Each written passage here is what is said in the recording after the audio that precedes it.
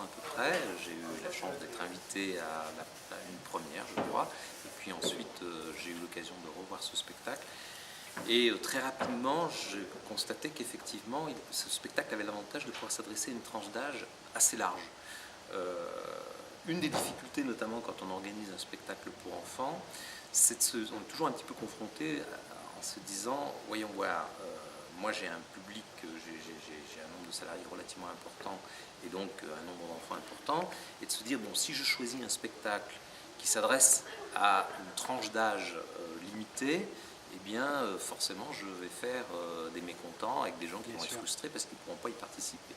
Donc ce que j'ai trouvé d'intéressant dans ce spectacle, c'est qu'il est, on va dire, tout public, c'est-à-dire qu'effectivement un enfant de 5 ans va y trouver du plaisir, peut-être même plus jeune d'ailleurs, mais il a l'avantage d'être agréable également pour des enfants plus âgés, y compris pour des adultes qui passent un moment tout à fait agréable dans ce spectacle. Donc, quand j'ai vu ce spectacle, j'ai pensé qu'effectivement il pouvait être bien approprié à ce qu'on souhaitait réaliser comme type de manifestation, à travers à la fois, je dirais, donc cette dimension qui peut s'adresser à un public assez large en termes d'âge. Fais bisous, non, je dis que je voulais pas. Mais ça peut permettre aussi effectivement d'aborder un sujet qui n'est peut-être pas forcément facile à aborder avec ses enfants, qui est celui effectivement de la maltraitance et peut-être aussi de l'abus sexuel qu'il peut y avoir sur des enfants. Donc c'est une manière de pouvoir aborder ce thème, mais dans un cadre qui est celui du théâtre et de l'humour. Mais vous avez triché. Oh non, non, non.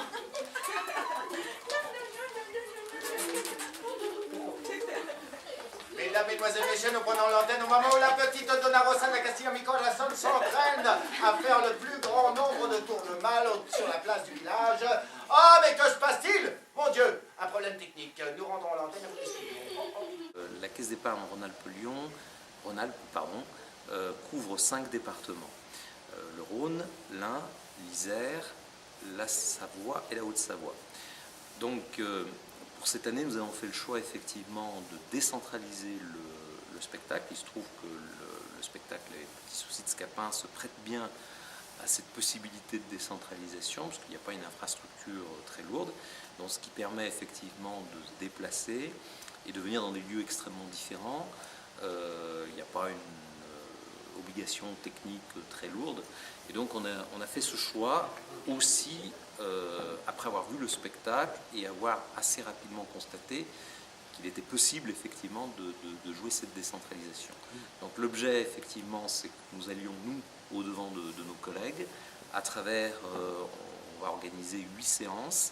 Il y en aura 3, on aura commencé par une séance sur Bourg-en-Bresse, 3 séances sur Lyon, 2 à Grenoble, une à Chambéry et une à Annecy pour finir. Ça se répartira effectivement sur 4 week-ends et ça nous donnera la possibilité effectivement de faire venir des gens de ces 5 départements pour venir voir ce spectacle. Et puis surtout... À quoi ça sert? Bah oui, à quoi ça sert? Oh, moi j'ai honte. Oh, j'ai honte. Ouah. De frapper ce pauvre Scapin, de lui causer du chagrin. Moi j'ai honte. J'ai honte.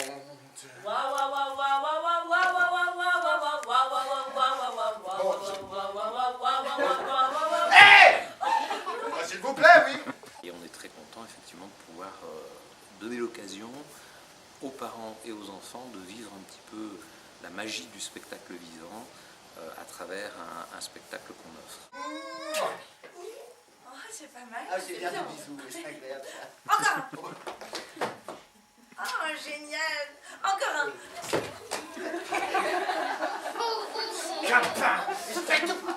Alors, en plus, on s'adresse à un public qui est très divers, il n'y a pas d'homogénéité. Je dirais qu'à la différence, effectivement, des gens qui ont la démarche d'aller au théâtre pour aller voir une pièce de théâtre, nous, on s'adresse à un public qui est très large.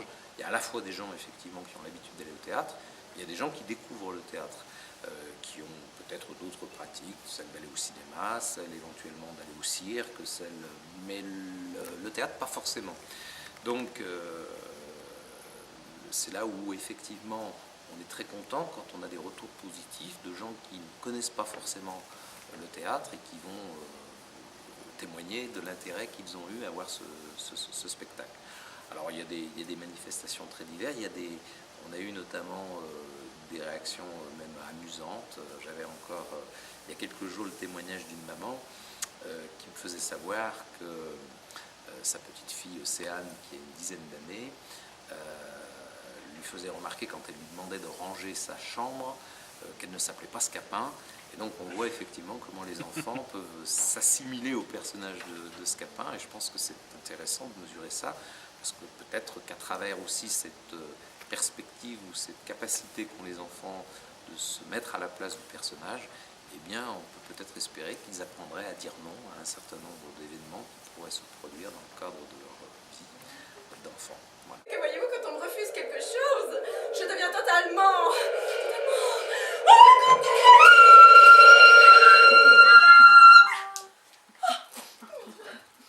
Ne vous énervez pas, madame, nous allons sûrement trouver une autre solution. Hein? Le ministère de la Culture annonçait qu'à peine 1% des enfants avaient l'occasion d'aller une fois par an voir un spectacle vivant avec les parents. Et si nous pouvons effectivement, à travers des manifestations de ce type, donner l'envie aux parents et aux enfants de passer un moment agréable autour d'un spectacle vivant, et peut-être d'engendrer justement communication, la manière d'aborder peut-être un certain nombre de sujets de manière un petit peu différente, parce que c'est vrai qu'une pièce de théâtre peut donner l'occasion d'échanger sur des événements que l'enfant aura pu vivre, pour lequel effectivement il n'aura peut-être pas forcément eu la manière d'exprimer ce qu'il aura pu vécu. Et bien si effectivement par ce biais-là on peut encourager les parents et les enfants à se retrouver dans le cadre d'un spectacle vivant, je pense qu'on aura quelque part contribué à amener notre petite pierre à cet édifice, et je crois que c'est des choses à encourager. Il faut aussi, me semble-t-il, apporter un peu de diversité dans ce que les enfants ont peut-être l'habitude de voir, et sortir un petit peu des sentiers battus à travers effectivement la découverte du théâtre, me semble-t-il. Fais bisous. Ah non! Ça danse pas, moi j'ai des frissons dans le dos. Je suis pas là, non, je suis pas là.